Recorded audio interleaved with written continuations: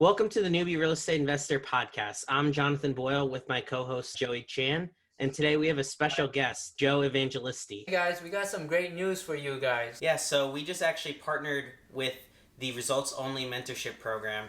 Hit us up if you want more information. Welcome to the show. Thanks, guys. Thanks for having me. Appreciate it. Hey, Joe. Thanks for being on the show with us.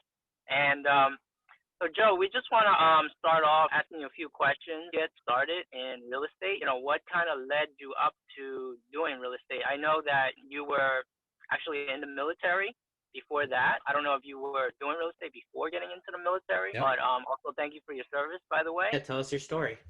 Yeah, so it really started as a background in construction, right? My whole life I've been in construction. My dad was a general contractor. He had a drywall practice when I was growing up, and then it evolved into doing like kitchens and baths and additions and stuff like that. So, as long as I've been able to walk, I've been on a job site, man. And, I remember like walking around when I was a kid and held onto my dad's leg when I was like as high as his knee, and walking around job sites. And, so I was always taught to work. I was always taught to be on site. And so, I'd spend nights and weekends on job sites, pushing brooms, cleaning stuff, doing whatever I got to do, move dirt around, move trash around, clean up drywall scraps. And so at a very, very young age, I always knew I wanted to be in construction somehow. I never really quite understood how. I didn't know if I was going to be a drywall guy or if I was going to be a GC or whatever, but that was it. It started out that way. And all through high school, I worked on job sites and I always had side jobs. And I really always my whole life had more than one job. Even when I was in the military, unless I was overseas or deployed, I would be back home. I'd have more than one job. So I was always in construction. I was always into working. I love working my ass off and just going out there and and putting in a hard day's work, I guess you guys could say, because that's it's kind of how I was raised. Nice. I mean, that's awesome to hear. So I guess could you elaborate a little bit more as far as took you into real estate, like maybe your like first deal or something like that? I know you do a lot of wholesaling now. Believe you do a few fix and flips or a significant amount. I'm not entirely sure. Yeah, so just please elaborate. About 2006, 2007, I moved back to Jersey. It was after the military. By the way, I did construction in the military too. I forgot to tell you that. So I was in the Seabees, U.S. Navy Seabees in the military. So that's actually the builders of the Navy. Most people don't even realize they exist, but no boats, no ships, always on land, travel around the country, travel around the world, and build stuff. So when I got out of the military, came back to Jersey, started working again in construction, and almost immediately it jumped right into the real estate game. I knew I wanted to be in real estate at that point. I had the experience and bought my first fix and flip in 07, which, you guys might know. It's a little bit, I don't know how old you guys were in 07, but the market, crashed right after I bought my first deal. Good news is I knew when I bought it, we always wanted to have multiple exit strategies. So we really looked at the deals and we thought to ourselves, like, what would happen if I can't sell this thing? What would happen if I have to rent it? What would happen if, can I do a lease option? Can I rent it? Can I sell it? Can I, what are all the ways out of this deal? Because back then I didn't know what I know now. And the first 2, 3, 4 deals we bought with 25% down. So, Oh, wow. I was a young kid. It's all my money, all my savings from the military. And then, I'd saved up a pretty good amount of money because I deployed, had a lot of tax-free benefits for a long time. Yeah, I was in the Marine Corps, so I definitely. Oh, is that right? I didn't know that. Yeah, all right. Served 5 years from 08 to 13. Oh, thanks for your service as well. So yeah, man. So when I got back, I had all that money saved up, but I dumped it all into real estate. And in the first couple of deals, they could have went sideways really quick, but they didn't because we had a backup plan. We put tenants in there instead of selling them. We kept them as long-term holds. I actually just recently sold them like a year ago, but they worked out. But what I realized in that play and in that time was like, it's not scalable. I can't put 25% down every time. Like, even though I had partners and I wasn't putting the whole amount down, like it just sucked us dry. Like we're not flipping it. We're not making income. I'm still working a side job as a contractor to pay my bills and to keep a roof over my head. I had a young wife at the time. I don't think we had kids yet. No, we didn't have kids until 09, but we were in that process. Right. And I was like, man, I got to figure out a better way. And luckily, I approached one of my partners who had a lot of money at the time, and I asked him to kind of bankroll us. Like, hey, we're going to flip more houses. We can do more of these. I see gaps in the market. Now it's getting to be 08, 09, where you could start to flip again because you're buying stuff at a significantly discounted rate, and there's buyers out there. And he just said, no, I don't want to be the bank. Like, it just wasn't like his mindset. He didn't understand it at the time. He was a big apartment investor at the time, and he just didn't get being the bank, even though he had the money. But it was the best thing that ever happened to us because it forced me to figure out, well, how else am I going to do this, right? If I don't have him and I don't have any money of my own, like I got to figure this out. And so I started researching, I started asking around, I started trying to figure it out. And it led me ultimately to private investors, to working with private investors one-on-one, to doing deals with private investors, to flipping properties, and to wholesaling. All of it kind of happened culmination at the same time because of the market we were in. And I can tell you like a funny story of how I got into wholesaling if you guys want. Yeah, sure. Yeah. So I kind of fell into it backwards, right? So this is 08, 09. I had my real estate license at the time, which I don't really recommend real estate investors have because it's kind of a deterrent, really. Back then, I didn't know any better. I had my license, and I was helping a lot of folks get out of short sales. So I would primarily work with people in foreclosure. I'd help them get out of short sales. We would negotiate the deal. And the first couple flips that we bought that we actually did as flips, we bought through short sale. And what happened was I would start to put things in the pipeline to the point where I had more deals than I could take down. My private investor only wanted me to do so many with his money. We could only do 3 or 4 at a time. And so it was like, okay, now I got more approvals coming in for short sales than what I know what to do with. And for a while, I was just giving them away. I was calling up my buddies like, yo, man, I got this new deal, just popped off in Cherry Hill. Bank approved it. I can't take it down. My lender's tapped. There's no money left. If you want it, you can have it. And I gave away probably a dozen short sales, just like gave them to my friends. And then one day I called a local builder who was also kind of a quasi friend of mine. And I said to him, I got this deal in Haddon Township. It's approved by the bank. I can't take it down. Do you want it? And he was like, yeah, how much do you want? And I was like, what do you mean how much? I was like, I can't, it's the bank. It's the short sale. The bank approved it. Here's the number. And he's like, yeah, but I got to give you something. He's like, how about I give you $5,000? I'm like, give me $5,000 for what? Like, I don't understand it. Like, I don't get the concept, right? Like, what do you mean? Like, the bank approved it, man. Like, And he's like, no, dude. He's like, you did all the work. You got it approved. You went to the bank. You did you've had this thing under contract for 6 months, 9 months, whatever it is. Like, you deserve to get paid. And I was like, oh, well, shit.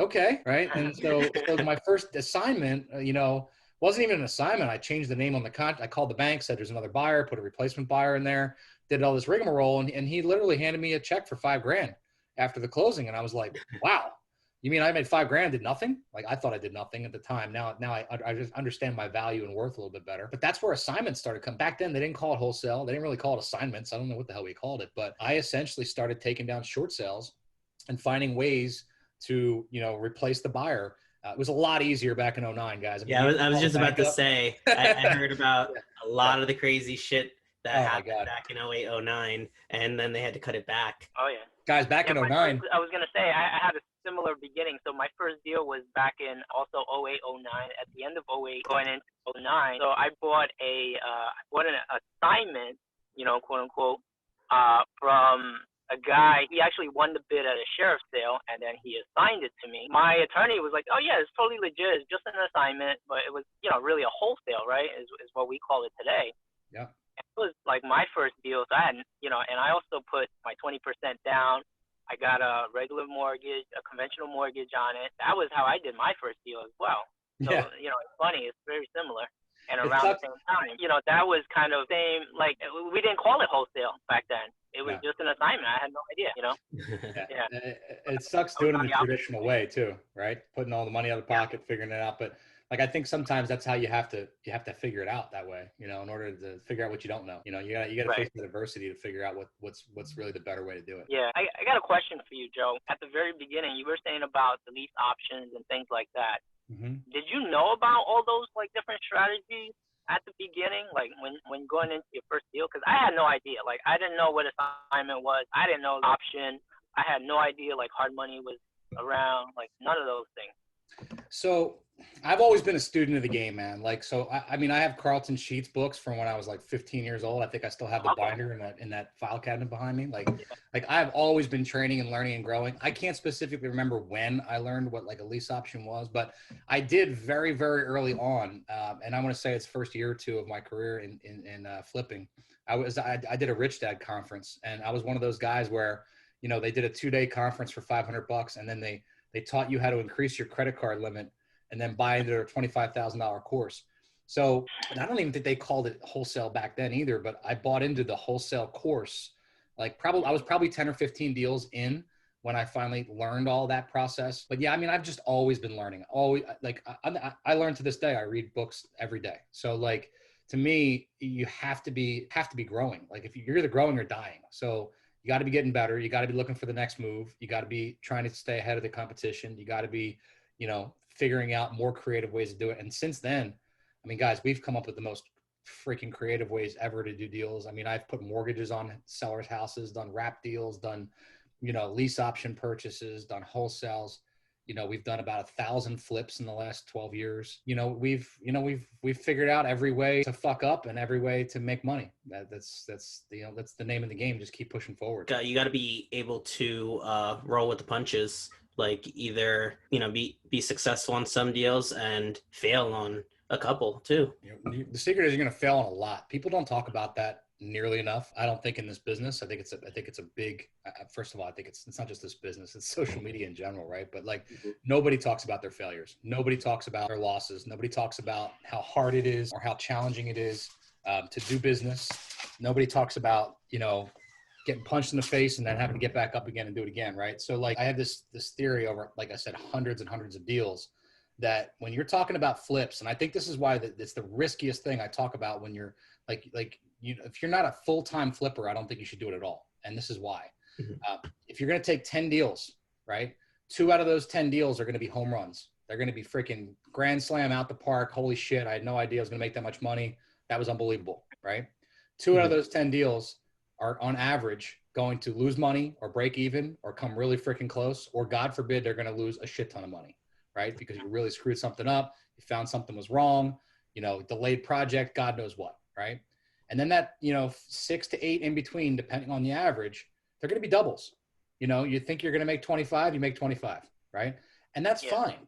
But the problem is when you don't do it at volume and you don't do it at scale, you don't know on that first deal if you're going to hit the friggin' double, or if you're going to hit the grand slam, or if you're going to get shit all over. So the problem is everyone has that uncle or that friend or that person. Oh, my uncle bought this house and he made $85,000. First of all, we all know that uncles tell tall tales, right? So that 85 that he made was probably gross, and it really was probably 45, and net was probably 20, right? We all know that, right? And so the problem is, again, with our culture today, everyone talks about their wins, and no one talks about the challenges. No one talks about I got news for you. The uncle that bought the house and lost his shirt doesn't tell that story, right? We're not at the dinner table talking about a house that he flipped and he lost his entire life savings. It just doesn't happen. We don't talk about that as a culture. So I think it's the biggest challenge in especially the residential fix and flip business, is everyone's a guru. Everyone's got a freaking, closing check with 25,000 on it, but nobody wants to talk about net. Right. And so I think that's one of the biggest challenges that we face is the lack of real talk about this business. Definitely, because I know when COVID just hit, I think I lost 3 or 4 deals that were supposed to close within that month. They just all died. And then not only that, but we had, Joey and I had 2 ready listings in Nutley, and we barely made anything. I think we made 10 to 15 grand, gross each for both of them. And then I know another property in East Orange, because buyers knew COVID was such a big thing, they took complete advantage of you. I know at one point they wanted a 10 grand credit for, little bullshit. It's crazy. Where they'd walk. It's literally why I got out of the business, man. Cause we would spend 50, 60 grand doing a top-notch renovation. And then they would come into their home inspection report and they would ask for 20 grand worth of shit. It's you're not buying a brand new house. The house is 75 years old. Every major system has been rectified. Everything has been replaced. The house is perfectly livable and practically maintenance-free, as maintenance-free as a 75-year-old house can get, right? Yeah. But then they would pull up the roof shingles and they'd go, this roof is 15 years old. Now, actually, it's 5, but your home inspector doesn't know his ass from a hole in the ground. Oh, we want a whole new roof credit, and that's you just can't fix stupid. And so I got tired of beating my head against the wall, and I said, I got to figure out something that's more scalable, something that we can do in an easier time frame, something we can do that brings along our investors and creates more opportunity for everybody involved, and something that doesn't pigeonhole me into dealing with immature, first-time home buyers that get scared to death by the sight of a friggin' old hot water heater. I can't deal with that anymore. And so we've completely made a transition in the last 2 or 3 years to doing nothing but self-storage development. That's all we do now. Oh, nice. When I first saw you, Joe, we were doing a walkthrough on a new development site. And I was like, wow, this is pretty interesting. Maybe I can become an LP investor in it, something like that. Sure. And then I kept watching you. You know, I was like, man, this guy's doing a lot of stuff. You know, and then I was like, I gotta reach out to him. You know, and that's how. Thank you. You know, you're here on the podcast. Yeah, man, that's how these things happen. I mean, you know, as much as I rag on social because of how I think there's a lot of fakeness out there, there's also a lot of great interaction, a lot of communication, a lot of relationships are built off of social. I mean, some of my best relationships are built just from talking to people on social, connecting and doing stuff like this. So there's definitely a ton of benefits to it. Don't get me wrong. I just get sick, and you guys are, I'm sure, the same way, when you see people that are constantly posting all their wins and you know that they're deep down having a lot of challenges. And that's a tough place to be.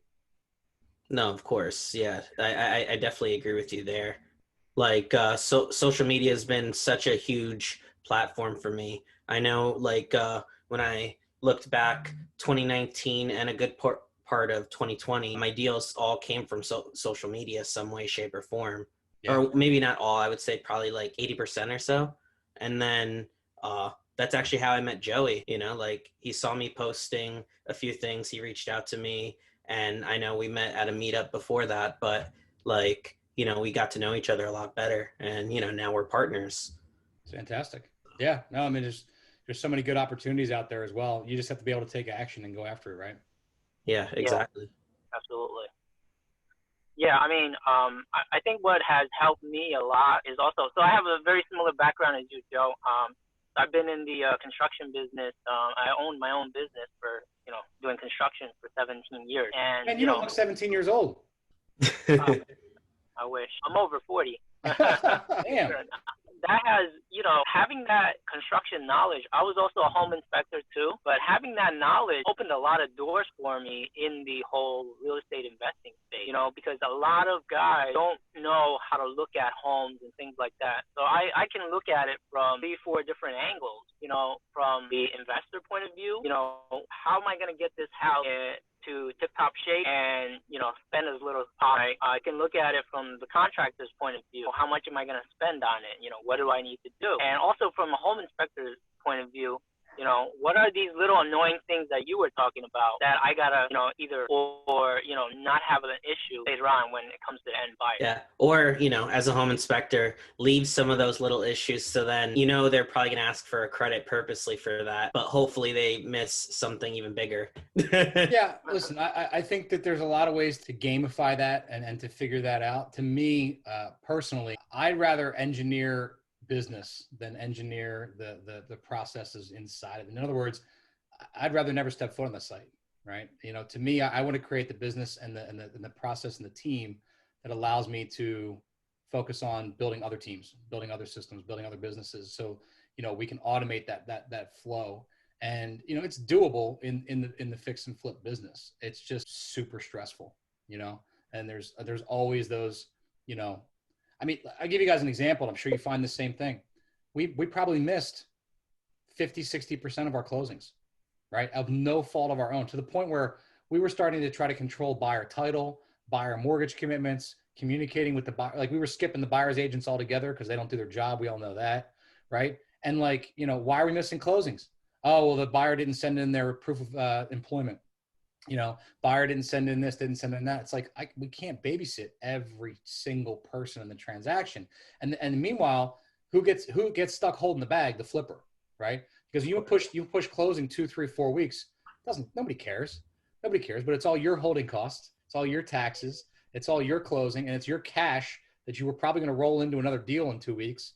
Now you have to scramble. Now you have to talk to your investors. Now you have to figure out, where's the money coming from for the next deal, or am I going to push the purchase in the next deal?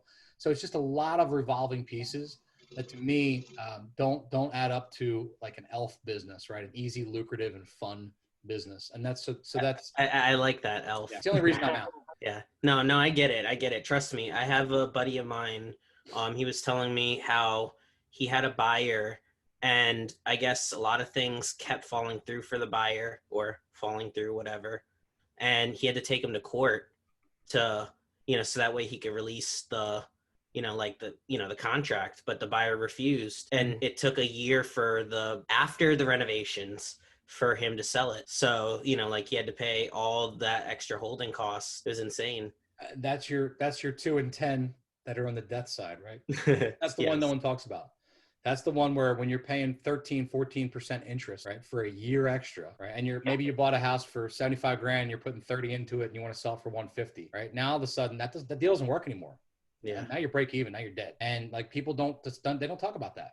Like, you don't hear that being said a lot, but it happens way more often than you guys think. Yeah, no, I definitely can agree with that. Joe, that kind of brings me back a little bit. I noticed you're all about, like, it seems like creating systems and working like on your business, not in your business. Are you a part of any masterminds right now? I am.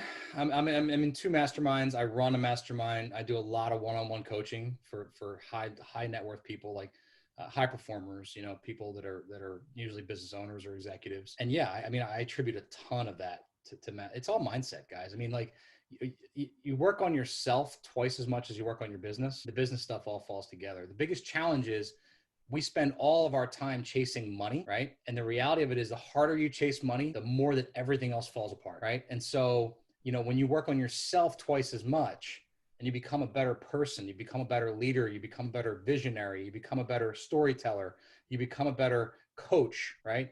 Those things are what make you money, right? But everyone goes right for, I'm going to make the money, put the deal together, right? And the reality of it is the better a person you become, the more money you end up making. So it's kind of like, it's a catch-22, right? Because we all are born and bred to go get a job, go make money, go, you know, survive. And that's what keeps us in the rat race, is we don't work on ourselves instead of chasing the money. That makes a lot of sense, actually. Believe it or not, a few years ago, and you know, I guess this attributes to all business and all successful people. Like, I was in a multi-level marketing company, and they, you know, show you a lot of books. You know, you do a lot of reading related to being a business owner. Yeah, that's definitely one of the things that they always told you about, that you want to work on yourself first, because you work on yourself, then everything falls together. It's so true. And, you know, sometimes it takes people getting to a certain level of success so they can create what they think is that time freedom, so that they can start to work on themselves. But the reality of it is, Gary Vee had a really good quote a couple of weeks ago. I'm not a huge like follower of his, but I heard him say this and I thought to myself, that's really good advice, right? He's like, look, when you come out of school, high school, college, whatever it is, work for the first 5 years chasing your passion, chasing what you love to do, no matter what you get paid. Right? Just follow what you love, because if you get really, really, really good at what you love early on, you'll inevitably get paid more than anyone else in 10 years. And if you think about that, it's true, right? There are people, think about what's the dog whisperer or whatever, right? Like, here's a guy that just chased his passion, right? What's his name? I can't think of it right now off the top of my head. But like, you could chase any passion whatsoever, but when you become an expert at that thing, you'll inevitably have followers. People will say, I love this. I want to follow this. And the dog whisperer is worth many, many millions of dollars, right? Mm-hmm. And what does he do? He literally trains dogs. He's not your average dog trainer. He's the expert dog trainer. He's the top of the food chain dog trainer. There's no pun intended, but you know, that's the point. Chase your dreams, chase what you're passionate about, and let the work follow later. And a lot of times you never even have to deal with that because you get great at something you love to do. No, that makes a lot of sense. Joe, that kind of leads me to another question. Do you have any books that you would recommend, or any audiobooks or something like that, or something that's helped your business? Yeah, listen, I have literally hundreds of books. I actually had my assistant like 2 months ago create a book list. You guys can go to joeevangelisti.com/top books. And I started creating a list of all the business books that I read. There's just so many of them, but it really depends on what you're trying to chase, right? I mean, I do a lot of like self-work and business motivation and visionary type stuff. You know, it depends on what you're in. I haven't focused so much on real estate type books because I'm kind of living it, right? But you know, I think that there's books for every purpose. I'm not a fiction reader. I'm like a real life action taker kind of book reader. You know, most recently I just read what's that Jim Quick book, Limitless? Really, really good book. Like something like that kind of thing. I'm always knee deep in one of those books. The other trick that I'll kind of teach you guys is I don't think I've ever finished a book, right? I probably read thousands of books. I've never finished one. Like I read until I get what I need from a book. There's no secret to it. And there's nothing saying like you have to read every page of a book, right? Utilize the book for what it is. Get the content out of it, get the actionable steps out of it, and move on. That's definitely fair. I know a lot of the audiobooks that I listen to, I'll listen to it for maybe, let's say, a week as I'm driving or something, and I won't complete it, but like then I'll move on to another book at, like not even purposely. It's just like, okay, like I think I got what I needed from this book, and I'll start a new one. You ready for me to change the game for you? Okay. I'm going to teach you something right now that if you guys aren't already doing, you're going to think I'm some kind of freaking crazy person, but I swear to you, my 11-year-old does this now. Start reading your audiobooks. You do this on podcast and you can do this on Audible. You do this on most platforms, actually. Start reading them on 1.5 speed. I knew you were going to say that. And then work your way up to 2.5 speed. Oh. Your brain can literally listen to audio, depending on who it is. Some people talk really fast and, 2.5 would blow them out of the water. But the reality of it is you get comfortable and it takes a minute. Like you got to listen to it on 1.5 for 5 minutes and then bump it up to 2 and see if you can keep up. But once you keep up, you can't ever listen to it on 1 again. So you literally are doubling the consumption. You're cutting the consumption time in half when you can get to 2 or 2.5 speed. And the reality of it is, like, I can't listen to podcasts on 1 anymore. I can't. Like, it drives me freaking nuts because I don't have the patience for it. But like when you get used to it. So my daughter, I walk around the house with audiobooks on 2x, and she can hear what they're saying. Oh wow, that's a really good advice. Yeah, dude, I'm telling you, it's saved me tens and tens of hours off my life listening to audiobooks.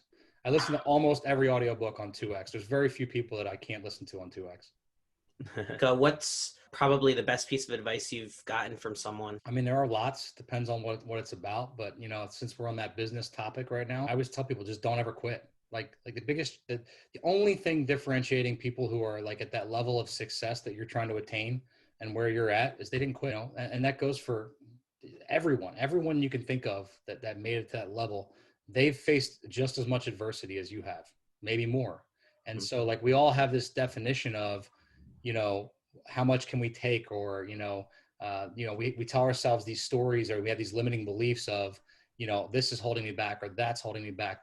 The reality of it is whoever that person is that you want to emulate, that you want to get to that place, they had some limiting factor. They had some limiting story. They had something holding them back. Might have been just as difficult as you, and you don't even know it, right? But they pushed through. The only thing different between them and you is they didn't give up. They didn't quit. So just don't ever stop. Yeah, no, that's a great piece of advice. And, I say this as a joke, but like, I know Joey and I, we talk pretty much every day. And like, obviously, like there's a lot of negative things, like, and we roll with the punches, but almost anytime I talk to Joey and like I'm feeling down or something, and like I feel like I want to quit sort of, Joey's like, oh, that's nothing. And then he tells me a story of his that's like way worse. And I'm just like, okay. Yeah. It's all perspective. Dude, you just said it right there. It is all perspective. Your problems and your stress is all a problem of perspective. That's it. When you can really just change the looking glass and decide, like, and this is why gratitude is so important. I talk about gratitude a lot in our masterminds. Gratitude is not just a tool. It's a perspective change, right? Like when you say to yourself, I'm having a shitty day, or something really bad went wrong, or, I feel like I want to give up. But then you focus on, well, I'm grateful for the air I'm breathing. I'm grateful for the fact that I have a roof over my head. I'm grateful for the fact that I have food to eat. I'm grateful for the fact that I have my health. I have my family. I have the people around me. I have a great team, right? It shifts your entire mindset. It's hard to focus on the negative when you really spend time focusing on the gratitude and what you're grateful for. So that's where the perspective comes from. Now, all of a sudden, our problems become a lot smaller because we change our perspective of the problem. Definitely. Because I thought of it the other day. So I took my uncle, who's half paralyzed, into the city, like with my family and everything, on just like a random Friday, spent the whole day with them and didn't really do too much work, to be honest. And I know, there's other businesses out there and other companies that, like would allow you to do that. But for most people, you would probably have to ask a boss or something like that. So I was just like, wow, I'm really grateful that I don't have to ask anyone. I could just do it. 100%. Yeah, you have the freedom of geography, right? You can go where you want, do what you want. You have the time freedom to do it. You've created those freedoms for yourself. So now you have the access to use them. Exactly. Yeah. Joe, the other thing I want to kind of ask you about systems, right? So you develop a lot of systems to kind of going back into like freedom. So once you create, how did you come up with that? Like to create these systems? Like when did you know, hey, I have to do this so that I can allow myself to have more time and to be able to create other businesses? How did that come about? Like when was that? Like That's a great question. It was a mental shift I had probably 7, 8 years ago, somewhere around that time frame, where I was literally just burning the candle at both ends. I recall specifically a time when, I kind of felt like I thought I looked like I had it all together. Let's put it to you that way, right? You ever get to see that person where you're like, holy shit, like my family, our friends, like they would be like, oh man, you're kicking ass. That's amazing. Congratulations, blah, blah, blah, whatever. And I would be thinking to myself, like, congratulations, like this sucks. Like I'm working my ass off. I'm doing like 120 hours a week. I was missing, and my kids were young at this point. Like I remember having a newborn. I don't think Quinn was even born yet. So I have an 11-year-old, maybe she was 2. And I remember missing family gatherings. I remember making excuses for not showing up to different barbecues and stuff like that. And I was flipping houses. I was selling houses. I had a real estate team. I had a rehab team. And I was wearing all the hats, right? And I used to tell people it was like I was like Superman in the phone booth. In the morning, by the way, we used to dress up to be realtors back then. Like I used to wear a suit and tie. I go to work with a suit on. I would prospect. I would do listing appointments. I'd talk to clients. And I was one of the top sales guys in my office. I'd kick ass and take names. Always like that, right? Then noon, I'd run home. I'd grab a bite to eat. I would flip my clothes off, grab my jeans and my t-shirt, and I would go to the job site, right? Like probably a lot of your listeners are doing this right now. And I feel for them because I know exactly where they're at, right? You show up to Home Depot, you pick out tile, you grab some paint, right? You got a freaking checkbook in your back pocket. You're scheduling people. You're writing checks on a random Tuesday. You're keeping the subs moving. You're scheduling shit, right? And I was working my ass off, and I kept thinking, like, holy shit, my tax returns say I'm making a shit ton of money. I don't know where the hell it's all at. Like I'm always chasing cash, deals in, deals out, money in, money out. I'd make a ton of money on Friday, be gone by Monday, right? And I was stressed out to the max. Like I was like, enough is a freaking enough. And at that point, I remember sitting down with one of my coaches at that point and saying, like, what's got to give? And we made the decision, like, you got to start letting go of the vine. Like you got a trained executive assistant with a real estate license. You hate doing real estate sales. So why not just give it to her? Let her run with it. Let her go do the sales end of it. And you focus on the rehabs. And that was my first, like, letting go of the vine experience. It was scary as hell, because we all have big egos. We all think nobody can do it better than us. We all think that, like they're going to fuck it up and we're going to lose money. And the reality of it is that shit does happen sometimes. But the bigger reality to understand as an entrepreneur is there is no better investment that you can physically make aside from in yourself than in other people. And when you hire amazing people, amazing shit happens. And I can tell you from being a guy, we scaled up to 50 employees. We're back down to like 20. So I've been all over the map with this, and I can tell you, hiring bad people, like I've become an expert in like building teams and hiring people and firing people and all that in the last 10 years. But I can tell you at this point, we are as effective and efficient in all of my teams as we've ever been. We're getting better every day, but I'm always looking for the right people to put in the right seats. We call it putting aces in their places, right? That's all I do all day long is I create good problems for my team to go figure out, and I find really good people to figure out the problems. So like, that's all I'm doing is just putting people in seats all day long. And we're at the point now, and this sounds scary just to even say it out loud, but I have like 9 people that make over 6 figures.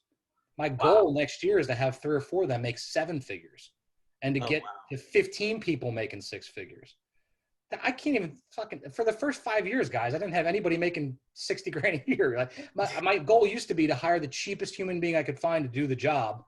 And then I would scratch my head and wonder why they'd fuck it up. Right? That's not how it works. Like you got to invest real money, and it's scary. But when you find the right people, man, you can't pay them enough. They will make you 3, 4, 5, 10 times what you pay them. And you believe in them and you trust them and you give them responsibility. And like, that is scary, scary stuff for people that have never done it before. But once you learn how to do it, it's addictive, because now I get more passion, I get more energy, I get more excitement out of seeing my people win, out of seeing my students, my coaching students win. That's what drives me now. I'm not driven by money anymore. I got plenty of that. I'm driven by seeing people have success. Like that's really what drives me. That's awesome. awesome. That's a totally different mindset than mostly anybody else I've ever heard from, right? Everybody's always, like you were saying earlier, try to find the cheapest guy. You know, who's the cheapest VA? Can I get the VA for $3 an hour or $4 an hour? Ridiculous. Yeah. You know? So yeah. I got VAs make 50 grand a year, by the way. One of my VAs been with me for a decade. He makes over 50 grand a year. Wow. He's running around like a damn heart surgeon in the Philippines. And he knows it. He's one of my good buddies. I mean, we, like I said, decade. He's my first employee. But like you got to treat people right, man. And they are worth what they deserve. Pay them right. Like you will find. And by the way, I'll say this because I'm sure this is going to be this is going to get released soon.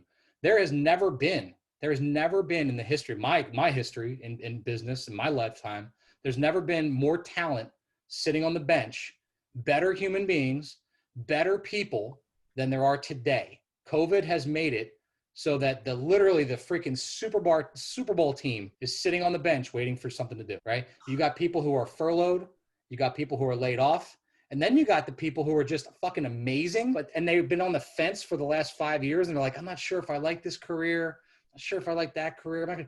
And then you give them an opportunity. They're like, oh man, I want to try real estate. I want to try that. That sounds like something I want to do. And you give them an opportunity and they just freaking take off. And now you have that ability. That talent is out there. It's waiting for you to call it. But you have to be a good leader and you have to be a good visionary. Right. Joe, I have a question because related to those systems and, and I guess, working with employees and everything like that. How did you train or teach yourself to be a good trainer of those people? I'm not entirely sure what I'm even really asking. It's I think I know what you're asking. I'll try to answer it, and then if I fuck it up, you can tell me to fix it. So like it's a mindset to become a coach. So I learned this years ago. I don't know what book. I want to say it was Scaling Up. Scaling Up's a really, really good book for this type of thing. And I think it was in Scaling Up. I could be totally wrong. But there was a book I read years ago that basically said you should never use the term manager. Right? People are not meant to be managed. Like human resources is the worst term in the world because humans are not resources, right? Like a resource is renewable. Like, you use it, you burn it up, and then you got to go get more, right? Think about the gas tank, the gas in your car, right? You burn that shit up, and then you got to go pay to get more in there. If you did that to a human, you'd run out of people real fast, right? They're not, you have to continue to charge a human. You have to get them excited. You have to get them engaged. You have to coach them, right? So becoming a manager is just somebody who's going to sit there and crack the whip and yell at you and talk numbers. Why didn't you do your job? That's a manager, right? A coach is someone who rides along with you. Think about a coach of a football team, right? A football team is not going to win the Super Bowl without its coach, but that doesn't mean the coach isn't there throwing the ball. The coach isn't taking tackles. The coach is there to motivate, to inspire, to help, to ask great questions, right? To get people thinking, to get their feedback, to help people line up in the right spot, to put aces in their places, right? Like I just said, like that's what a coach does. So if you want to be a great leader, learn to be a great coach. If you want to be a manager of people, then you're going to hate your life for a long time. And you're going to wonder why people suck. And you're going to wonder why you're so negative about having employees and my team can never do it as well as I can. And my ego is so friggin' big and you're going to die broke. And that's okay too. Right. But I don't want to be that guy. Does that help? Helps a lot. Yeah. It's really, it's a mindset thing, Jonathan. Like to me, I want to coach and lead and inspire, right? I don't want to manage you. In fact, if I have to manage you, you're in on my team, by the way. When I had 50 employees, that's all we did was manage people. That's the fucking worst thing in the world. I want people who are accountable and responsible for what I hired them for. And 9 times out of 10, they're better at that thing than I am. That's why I hired them. No, makes a ton of sense. Yeah, I agree. Tell us a little bit about, I know that you have a program or coaching program for wholesaling. Tell us a little bit about that. I'm sure a lot of our audience would be interested in that. Yeah, I wouldn't really consider it a coaching program. I have a partnership program inside of Wholesale. I call it the Wholesale Syndicate. And I give you kind of quick high level. It is, I think we're up to 9 partners around the country, most east of the Mississippi. We have Dallas, we have St. Paul, we have up in Rhode Island, I have DC, Philadelphia. Anyway, mostly East Coast, but that doesn't mean anything. It could be anywhere. And these are partners of ours who we help scale. So I always say it's people who, maybe you're making 10 or 20 or 15 or $30,000 a month and you want to get to 100, right? The idea behind it is I can take a 3 and make you a 10. I can't take you a 0 and make you a 3. Like if you've never done a deal before, I'm not your coach, right? Because like doing a wholesale deal, that's easy, right? I know a lot of people think it's super hard and there's a lot of learning that goes into it. You got to do the work, right? You got to make calls. You got to get uncomfortable. You got to do shit that maybe you're not used to, but ultimately getting a deal closed is like step one, right? But once you've mastered just getting a deal done, now you're talking team building. Now you're talking hiring and firing. Now you're talking management, coach. I just use the word management. I hate that word. Leadership, coaching, right? You're talking about growing a team, creating a culture, and scaling that thing to where you could start doing $100K a month, right? That's the difference between, where I want to take somebody and where I can get them to go. And that's the scalability of it. So in our partnerships, I want people who are capable doing some deals already, and they're looking for the key on how to automate and systematize and scale up and ultimately scale themselves out of the business. Now, on the short term, I want operators that are in there 100% every day, and this is all they do.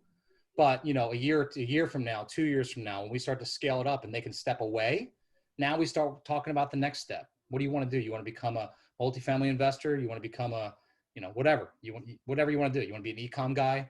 But I always look at let's focus until you get really, really good at this thing. And then you can start to step away. That makes sense? Makes And a lot we of call them partners, by the way, because we set it up on an 80-20 split. So essentially I make 20% of the deal, they make 80. So my good friend Tim Bratz has a great analogy. He always says, do you want 100% of the grape or would you want 80% of the watermelon, right? If you come to me making 10 grand a month, at 100% of that 10 grand, you're making 10 grand, right? If you make 100 grand a month, 80% of that 100 grand, you're pretty damn happy cutting me a check for 20, right?